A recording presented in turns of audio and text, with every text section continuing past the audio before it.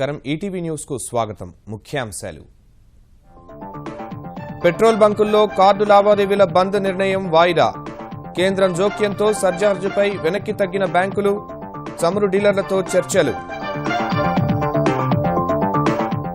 నోట్ల మార్పిడిలో పెట్రోల్ బంకుల అడ్డదారులు అంచనాకు మించి బ్యాంకుల్లో పాత నోట్ల జమ రికార్డులు శోధిస్తున్న ఐటీ అధికారులు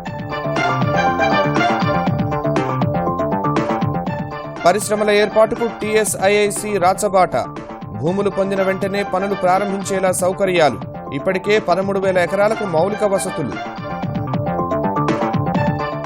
కోడి పందేలకు సిద్ధమవుతున్న గోదావరి జిల్లాలు పుంజులను పుష్టిగా మేపుతున్న పెంపకందారులు బరిలో సత్తా చాటేలా శిక్షణా శిబిరాలు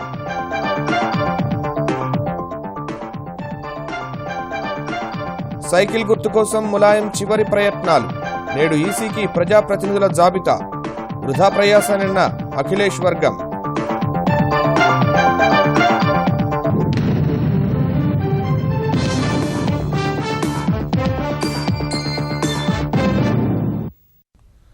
క్రెడిట్ డెబిట్ కార్డుల లావాదేవీల నిలిపివేత నిర్ణయాన్ని పెట్రోల్ బంకులు వాయిదా వేసుకున్నాయి 1% సర్చార్జిపై బ్యాంకులు వెనక్కి తగ్గడంతో ఈ నెల 13 వరకు నిర్ణయం అమలు చేయబోమని ప్రకటించాయి సమస్య బంకులు చమురు సంస్థలకు సంబంధించిందన్న కేంద్రం వినియోగదారులపై గానీ బంకులపై కానీ ఎలాంటి భారం పడడానికి వీల్లేదని స్పష్టం చేసింది పెట్రోలు డీజిల్ విక్రయాలకు క్రెడిట్ డెబిట్ కార్డులు అంగీకరించబోమని ప్రకటించిన అఖిల భారత పెట్రోలియం డీలర్ల సంఘం నిర్ణయం అమలును ఈ నెల 13 వరకు విరమించుకుంటున్నట్లు ప్రకటించింది నోట్ల రద్దు తర్వాత డిజిటల్ లావాదేవీలను ప్రోత్సహించాలనే ఉద్దేశంతో మర్చెంట్ డిస్కౌంట్ రేట్ను కేంద్రం రద్దు చేసింది నోట్ల రద్దు నిర్ణయానికి 50 రోజులు గడువు ముగియడంతో మర్చెంట్ డిస్కౌంట్ రేట్ కింద పెట్రోల్ బంకుల్లోని డెబిట్ క్రెడిట్ కార్డు లావాదేవీలపై 1% సేవా పన్ను వసూలు చేయాలని బ్యాంకులు ఆకస్మికంగా నిర్ణయించాయి జనవరి 9 నుంచి క్రెడిట్ కార్డు లావాదేవీలపై 1%, డెబిట్ కార్డులపై 0.25 నుంచి 1% రుసుము వసూలు చేస్తామంటూ కొన్ని బ్యాంకులు వర్తమానం పంపాయి దీనికి వ్యతిరేకంగా నిరసన బాట పట్టిన పెట్రోల్ బంక్ యాజమాన్యాలు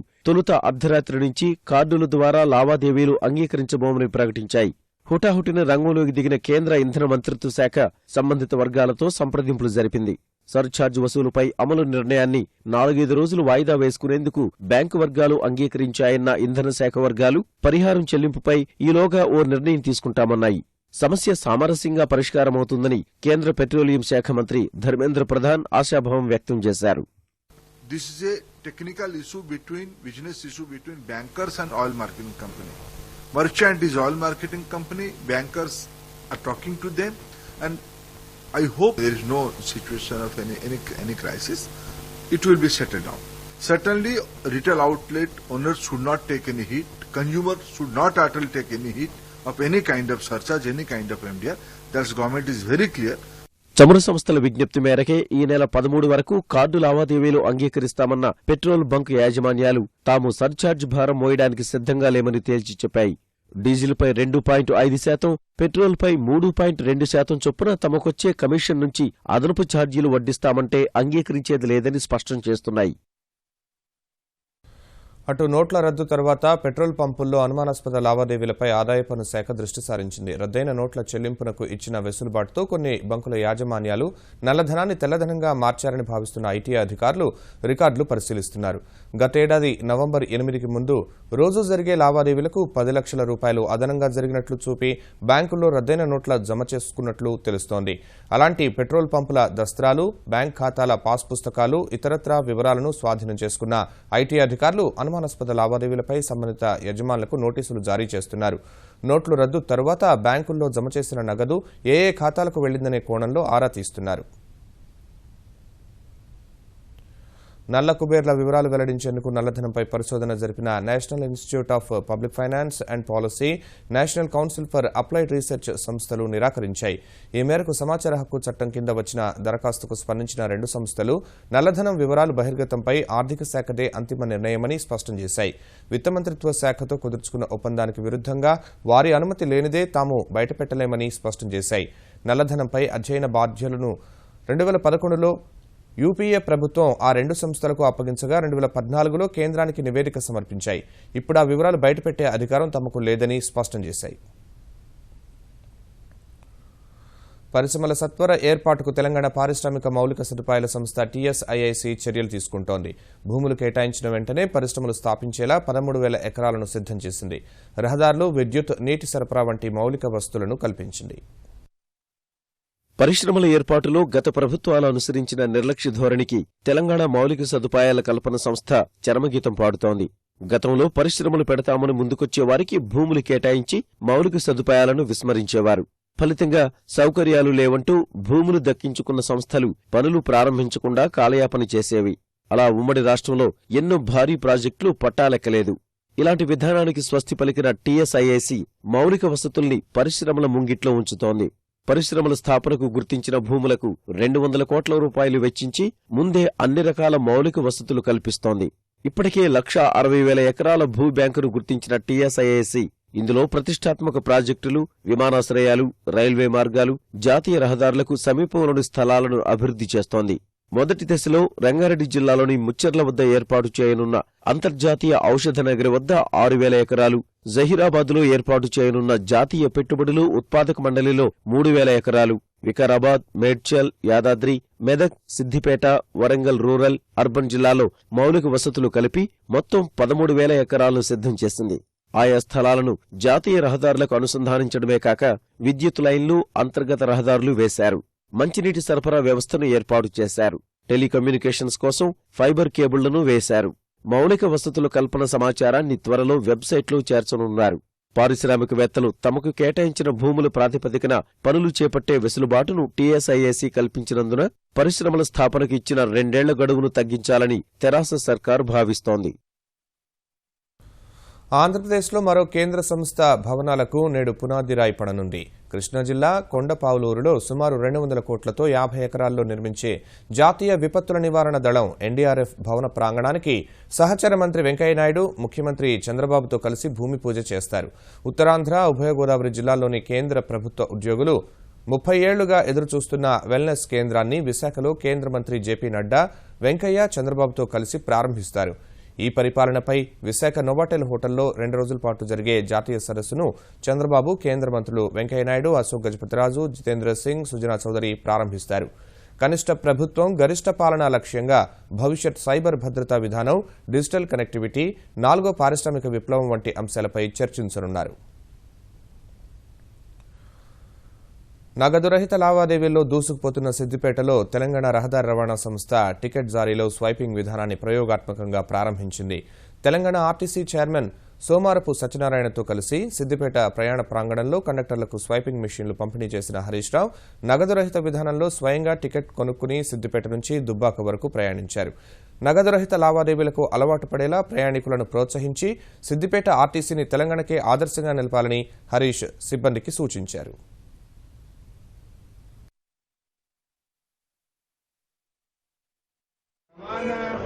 సంస్థల్లో స్వైపింగ్ మిషన్ ఉపయోగించి టికెట్ ఇవ్వడం నాకు తెలిసి దేశంలోనే ప్రథమమైతే సిద్దిపేట. ఆర్టీసీలో ఇప్పుడు ఏదైతే డిమానిటైజేషన్ తర్వాత రోజుకు 80 లక్షలు నష్టం వస్తా ఉందో ఆ నష్టాన్ని ఇంకా లాభాలు వచ్చే విధంగా నేను తీసుకుపోవాలంటే మా సిద్దిపేట కండక్టర్ల చేతిలోనే ఉన్నది. చెయ్యడ్డం పెట్టే డ్రైవర్ సాబ్ బస్ ఆపాలి, కండక్టర్ సాబ్ ఓపికతోని ఈ టిన్ మిషన్ ను, మీ స్వైపింగ్ మిషన్ ఉపయోగించి మీరు టికెట్లు ఇవ్వాలి. గోదావరి జిల్లాలు కోడి పందాలకు సై అంటున్నాయి. సంక్రాంతికి సంప్రదాయంగా నిర్వహించే పోటీల్లో సత్తా చాటేందుకు వివిధ జాతుల కోళ్లు కూత పెడుతున్నాయి. పెంపకందారులు ప్రత్యేక శ్రద్ధతో పందెం కోళ్లకు పౌష్టికాహారం అందిస్తూ పందాలకు సన్నాహాలు చేస్తున్నారు. సంక్రాంతికి ఆనవాయితీగా వస్తున్న కోడి పందాలకు గోదావరి జిల్లాలు సిద్ధమవుతున్నాయి. పోటీలు తిలకించేందుకు ఎక్కడెక్కడి నుంచో వచ్చే పందెం రాయిళ్లు ప్రజల్ని ఆకట్టుకునేందుకు 4 నెలల ముందు నుంచే పెంపకందారులు వివిధ జాతుల కోళ్లను పెంచుతున్నారు. పశ్చిమ గోదావరి జిల్లాలోని అనేక ప్రాంతాల్లో పామాయిల్, కొబ్బరి తోటల్లో కోళ్ల దొడ్లు ఏర్పాటు చేసి 100ల సంఖ్యలో పెంచుతున్నారు. కోళ్ల సంరక్షణకు నియమించిన కూలీలు పందాలకు కసరత్తు చేయిస్తున్నారు. కోళ్లకు బలమైన ఆహారంతో పాటు వ్యాయామం కూడా చేయిస్తున్నారు.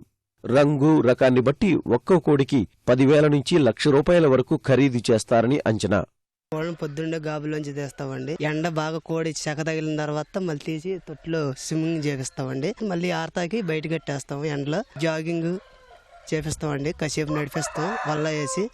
తర్వాత ఇట్లు భోజనం లాగా మనం ఎలా చేస్తామో అలాగే పొద్దున్నే 10 పిక్కలు బాదం పిక్కలు వేస్తామండి, గుడ్డు వేస్తాం, కైమా వేస్తామండి. కైమా వేసి కట్టేసి సాయంత్రం మేతలు పెడతామండి. బాయిలేరు పార్వ ఎలాగ ఉంటుందో అలాగే వీటిని మేపుతాం. కాకపోతే కోడి పందెం అనేది పండగ, అది ఎప్పటి నుంచి ఆనవాయితీగా ఉందని అలాగే వేస్తారండి. ఒక 8 కుటుంబాలు ఈ కోళ్ళ మీద ఇట్లా పని చేసుకుంటా వీటిని శ్రద్ధ చేసుకుంటా బతుకుతామండి. బాగా మేపుతాం, గుడ్డేస్తాం, మాంసం వేస్తాం, పిక్కేస్తామండి.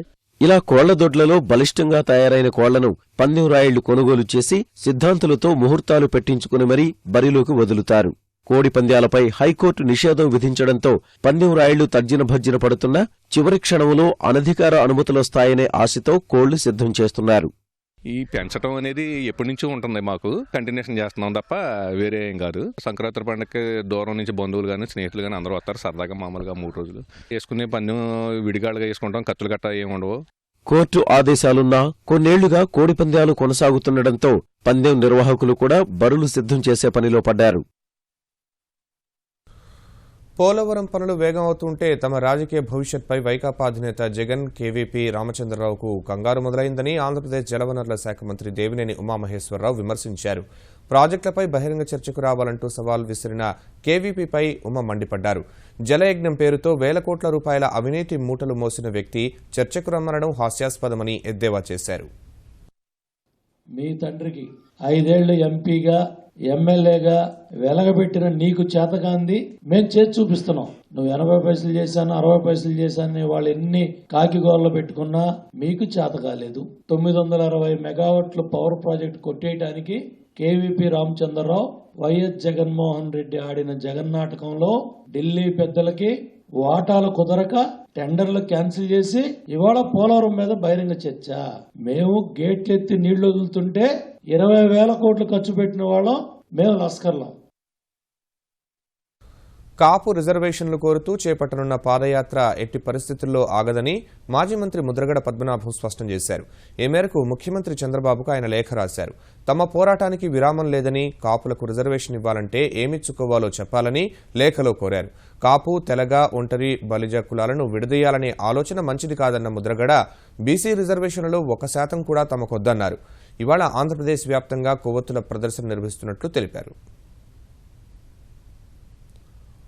కాపుల అభివృద్ధి చూసి ఓర్వలేకే ముద్రగడ పద్మనాభం పదే పదే ముఖ్యమంత్రికి లేఖలు రాస్తూ విషం కక్కుతున్నారని ఆంధ్రప్రదేశ్ కాపు కార్పొరేషన్ చైర్మన్ చెలమలశెట్టి రామానుజయ్య ఆక్షేపించారు. కాపు కార్పొరేషన్ ఏర్పాటుకు ఏడాది పూర్తయిన సందర్భంగా విజయవాడ కార్యాలయంలో సమావేశం ఏర్పాటు చేసిన ఆయన కాపు కార్పొరేషన్లో నూతన పథకం ప్రవేశపెట్టినప్పుడల్లా ముద్రగడ చంద్రబాబుకు లేఖలు రాస్తున్నారని ఆక్షేపించారు. కాపులపై అసూయతో జగన్, ముద్రగడ లాంటి వారితో కలిసి కుట్రలు పన్నుతున్నారని రామానుజయ్య ఆరోపించారు. ఏ పదాలైతే జగన్మోహన్ రెడ్డి వాడుతూ ఉన్నారో అదే పదాలు మీరు వాడిన తీరు చూస్తూ ఉంటే ఆయన మీరు ఇద్దరు కలిసి ఈ రాష్ట్రంలో ఉండే కాపు, బలిజ, ఒంటరి, తెలగ సోదరులకి అనేక రకాలైన బెనిఫిట్స్ ఇస్తా ఉంటే ఆ బెనిఫిట్స్ అన్నిటినీ కూడా చెడగొట్టడానికి సిద్ధంగా ఉన్నట్టుగా కనపడతా ఉంది. జగన్ చేసేటటువంటి డైరెక్షన్లో మీరు వెళ్తే మీకున్న గ్రాఫ్ కూడా పడిపోయి ముందు రోజుల్లో మీకు ఇసుమంతు కూడా గౌరవం ఉండదని ఈ సందర్భంగా తెలియజేస్తా ఉన్నా. ప్రముఖ నీటిపారుదల రంగ నిపుణుడు, విశ్రాంత ఇంజనీర్ ఇన్ చీఫ్, ఐక్యరాజ్య సమితి మాజీ సలహాదారు టి హనుమంతరావు కన్నుమూశారు. గత వారం రోజులుగా అనారోగ్యంతో బాధపడుతూ హైదరాబాద్ బేగంపేటలోని వివేకానంద ఆసుపత్రిలో చికిత్స పొందిన ఆయన ఆదివారం రాత్రి 11 గంటల సమయంలో తుది శ్వాస విడిచారు. ఉమ్మడి ఆంధ్రప్రదేశ్ నీటిపారుదల శాఖలో వివిధ హోదాల్లో పనిచేసిన హనుమంతరావు తక్కువ వ్యయంతో సత్ఫలితాలు ఇచ్చే వాటర్షెడ్ కార్యక్రమాల్లో చతుర్విధ జల ప్రక్రియ వంటి అనేక జల సంరక్షణ ప్రయోగాలు చేశారు. గంగా శుద్ధి ప్రాజెక్టు, పట్టణ ప్రాంతాల్లో వరద నివారణ చర్యలు సహా వివిధ ప్రాజెక్టులకు రూపకల్పన చేశారు. జల సంరక్షణలో హనుమంతరావు కృషి అనిర్వచనీయమని పలువురు గుర్తు చేసుకున్నారు. తెలంగాణ ప్రాంతంలో ఉన్న మెదక్ జిల్లాలో గొట్టిగారిపల్లి 2 సంవత్సరాలు కరువు వచ్చిన తర్వాత కూడా నడి వేసవిలో కూడా తరగని జలసిరిగా పంటలకు నీరందింది, తాగడానికి ఎటువంటి ఇబ్బంది లేనటువంటి పరిస్థితి. హనుమంతరావు గారు కొన్ని జిల్లాల్లో 15 సంవత్సరాల నాడు మొదలుపెట్టినటువంటి 4 వాటర్ కాన్సెప్ట్స్ యావత్ మానవాళి రాబోయేటువంటి రోజుల్లో నీటి కొరకు యుద్ధాలు జరుగుతాయని చెప్తున్నటువంటి ఈ నేపథ్యంలో ఇది ఒక గొప్ప వరంగా యావత్ మానవాళి దీంతో లాభపడాల్సినటువంటి అవసరం ఉంది. హక్కుల సాధన కోసం మరో ఉద్యమానికి సిద్ధం కావాలని తెలంగాణలోని పలు ప్రజా సంఘాలు పిలుపునిచ్చాయి. తెరాస ప్రభుత్వం గిరిజనులకు ఇచ్చిన హామీలు నెరవేర్చాలని హైదరాబాద్ బాగ్లింగంపల్లిలోని ఆర్టీసీ కళాభవన్లో తెలంగాణ గిరిజన ఐకాస సదస్సు నిర్వహించింది. సదస్సుకు హాజరైన పలు పార్టీలు, ప్రజా సంఘాల నేతలు తెరాస సర్కార్పై మండిపడ్డారు. రాజ్యాంగం గిరిజనులకు కల్పించిన హక్కుల సాధన కోసం ఏప్రిల్లో నిర్వహించే గిరిజన రణ శంఖారావాన్ని విజయవంతం చేసి ప్రభుత్వానికి కనువిప్పు కల్పిస్తామని హెచ్చరించారు. తండాలన్నింటినీ గ్రామ పంచాయతీలుగా మార్చాలి. తండాలకు కనీస సదుపాయాలు కూడా ఏర్పడలేదు. గ్రామ పంచాయతీకి వచ్చినటువంటి నిధులు అసలు తండాలకు చేరుకోనే లేదు. ఖచ్చితంగా ఈ గిరిజన జాతి లంబాడాల అభివృద్ధి అనేది చాలా అవసరమైనటువంటి విషయం. రిజర్వేషన్ మరింత ఆలస్యమైతే ఈ ప్రభుత్వ ఉద్యోగాలన్నీ నిండిపోతే ఆ తర్వాత రిజర్వేషన్స్ మార్చిన ఏం ప్రయోజనం? ఇది చాలా ఉధృతంగా ఉద్యమ రూపంలో మీ హక్కది. దానికోసం కూడా మీరు ముందుండి పోరాటం చేయండి. మేము మీ వెంబడి ఉంటామని చెప్పి మీకు మనవి చేస్తాను. విజయవాడలో భారీగా గంజాయి పట్టుబడింది. డీసీఎం వ్యాన్లో విశాఖ నుంచి హైదరాబాద్ తరలిస్తుండగా సమాచారం అందుకున్న ఇంటెలిజెన్స్ విభాగం పోలీసులు బెన్ సర్కిల్ వద్ద తనిఖీలు చేసి 1334 కేజీల గంజాయిని స్వాధీనం చేసుకున్నారు. దీని విలువ 1,34,00,000 ఉంటుందని అంచనా వేశారు. పోలీసుల కళ్లుగప్పి రవాణా చేసేందుకు దుండగులు గంజాయిపై క్యాబేజీతో నింపిన సంచులు పేర్చారు. వాహన డ్రైవర్ను అదుపులోకి తీసుకున్న పోలీసులు సరకు ఎక్కడి నుంచి ఎవరికి తీసుకువెళ్తున్నారో ఆరా తీస్తున్నారు. బుద్ధిమాంద్యంపై ప్రజల్లో విస్తృతంగా అవగాహన కల్పించాల్సిన అవసరం ఉందని పిల్లల వైద్య నిపుణులు అభిప్రాయపడ్డారు. ప్రపంచవ్యాప్తంగా బుద్ధిమాంద్యం సమస్య తీవ్రత పెరుగుతోందని వైద్యులు ఆందోళన వ్యక్తం చేశారు. బుద్ధిమాంద్యానికి పూర్తిస్థాయి చికిత్స లేనప్పటికీ తల్లిదండ్రులు సకాలంలో గుర్తించి వైద్యులను సంప్రదిస్తే వివిధ రకాల చికిత్సలతో కొంతవరకు మార్పు తేవచ్చని హైదరాబాద్ పిల్లల వైద్యుల సంఘం, Divi's foundation for gifted children సంస్థ సంయుక్తంగా హైదరాబాద్లో నిర్వహించిన సదస్సులో వెల్లడించారు. చిన్నపిల్లలు అందరూ నార్మల్, మనం అబ్నార్మల్ అనుకోకూడదు. ఎవరికన్నా చిన్న చిన్న డిఫరెన్సెస్ ఉంటే అవి ఏమిటి అని మనం డాక్టర్ని కన్సల్ట్ చేసి దానికి అప్రాప్రియేట్ ట్రీట్మెంట్ ఇప్పిస్తే వాళ్ళకి తొందరగా అది దానిలో వాళ్ళు మ్యాక్సిమం పొటెన్షియల్ వస్తుంది. కొద్దిగా జెనెటిక్ రీజన్ ఉందంటారు. ఇంతవరకు ఎవరు రీజన్ ఏంటనేది దానికి పర్టికులర్గా కనుక్కోలేదు. అలాగే ఏదో ట్యాబ్లెట్ ఇస్తే తగ్గిపోతుందనే మెడిసిన్ కూడా కాదు. దీనిలో ఫ్యామిలీస్, పేషెంట్స్, ఆ తర్వాత ఈ థెరపీ లాగానే వాళ్ళు, హెల్త్ కేర్ ప్రొఫెషనల్స్ వీళ్ళందరూ కలిపి ఆ చైల్డ్తో పనిచేయాలి. భద్రాద్రి రామయ్య వైకుంఠ ద్వార దర్శనానికి భక్తులు పోటెత్తారు. సర్వాలంకార భూషితుడై గరుడ వాహనంపైన ఉత్తర ద్వార మంటపానికి చేరుకున్న రాములూరిని భక్తులు భారీగా దర్శించుకున్నారు. తెలంగాణ ముఖ్యమంత్రి కేసీఆర్ సతీమణి శోభ స్వామివారి సేవలో పాల్గొన్నారు.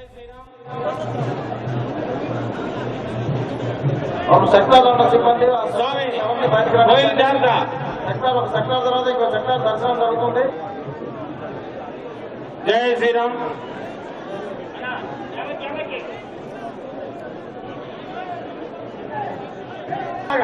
జై శ్రీరామ్. గజవాహన స్వామి జై శ్రీరామ్. అదేవిధంగా మీ యొక్క ఆభరణాలను జాగ్రత్తగా చూసుకోండి. ప్రతి సెక్టార్లో ఉన్న పోలీస్ సిబ్బంది కూడా సింహాచలంలోనూ అప్పన్న దర్శనానికి భక్తులు పోటెత్తారు. స్వామివారి ఉత్తర ద్వార దర్శనానికి భారీగా తరలివచ్చారు.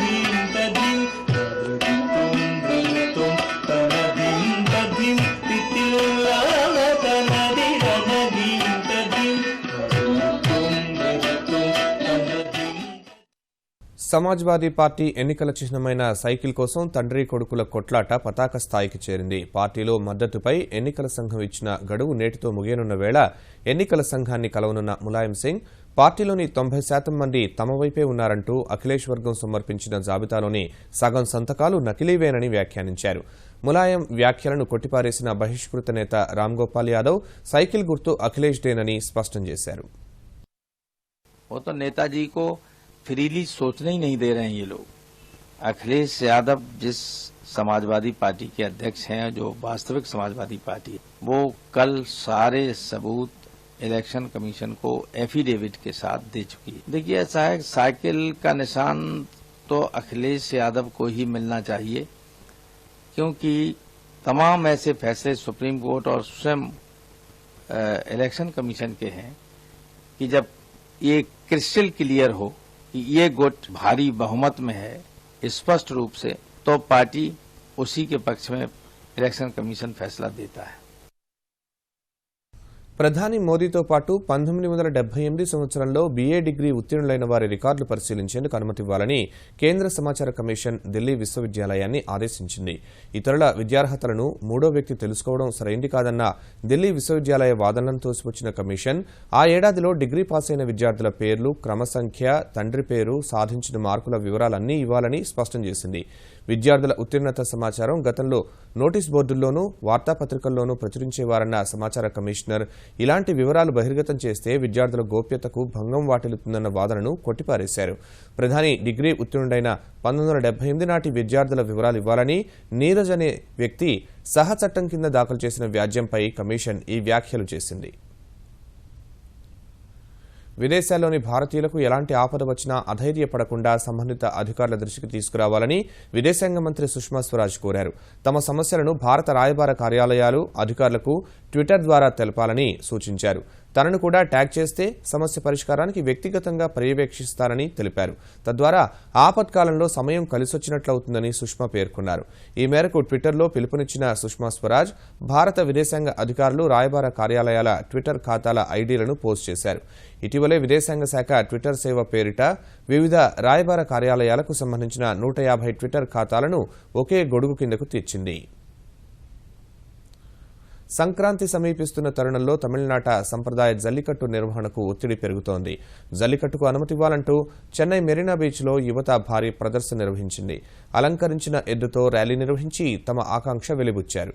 గత ఏడాది జల్లికట్టుపై విధించిన నిషేధాన్ని ఎత్తివేయాలంటూ తమిళనాడు ప్రభుత్వం చేసిన విజ్ఞప్తిని సుప్రీంకోర్టు తోసిపుచ్చిన నేపథ్యంలో ఈసారైనా సంప్రదాయ పోటీలకు అనుమతి ఇవ్వాలని ప్రదర్శనకారులు డిమాండ్ చేశారు.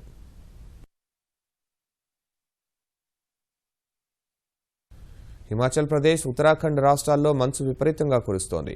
హిమాచల్లో ప్రముఖ పర్యాటక ప్రాంతాలైన షిమ్లా, ధర్మశాల, ఉత్తరాఖండ్లోని నైనిటాల్, ముస్సోరీలోని భారీగా హిమపాతం నమోదైంది. ఇళ్లు, రహదారులు, వాహనాలు ఇలా ఎటు చూసినా శ్వేతవర్ణమే దర్శనమిస్తోంది. పర్యాటకులు హిమ సోయగాలను ఆస్వాదిస్తున్నారు. మంచు వానలో ఆటలాడుతూ మైమర్చిపోతున్నారు. భారీ హిమపాతంతో రహదారులపై మంచు పేరుకుపోయి వాహనాల రాకపోకలకు ఇబ్బందులు తలెత్తుతున్నాయి. విపరీతంగా పడిపోతున్న ఉష్ణోగ్రతలతో చైనా లియోనింగ్ రాష్ట్రంలోని జలపాతం గడ్డకట్టుకుపోగా దానిపై నిర్వహించిన ఆరోహణ పోటీలు ఆహుతులను ఆకట్టుకున్నాయి. ప్రపంచ నలుమూలల నుంచి వచ్చిన ఔత్సాహికులు ఈ పోటీలో ఉత్సాహంగా పాల్గొన్నారు. గడ్డకట్టుకుపోయిన జలపాతాన్ని అధిరోహించి తమ ప్రతిభను చాటుకున్నారు.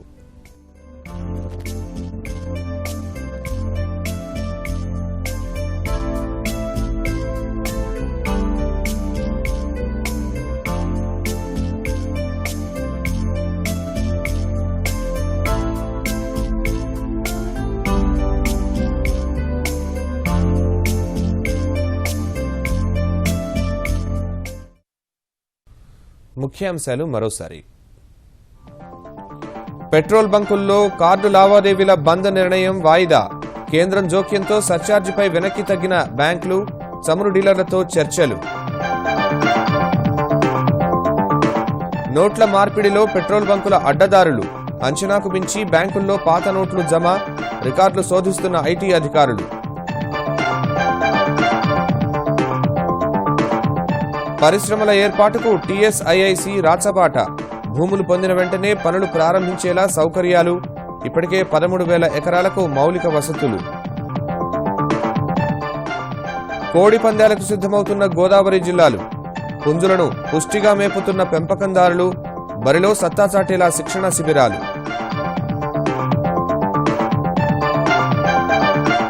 సైకిల్ గుర్తు కోసం ములాయం చివరి ప్రయత్నాలు. నేడు ఈసీకి ప్రజాప్రతినిధుల జాబితా. వృధా ప్రయాసేనన్న అఖిలేష్ వర్గం.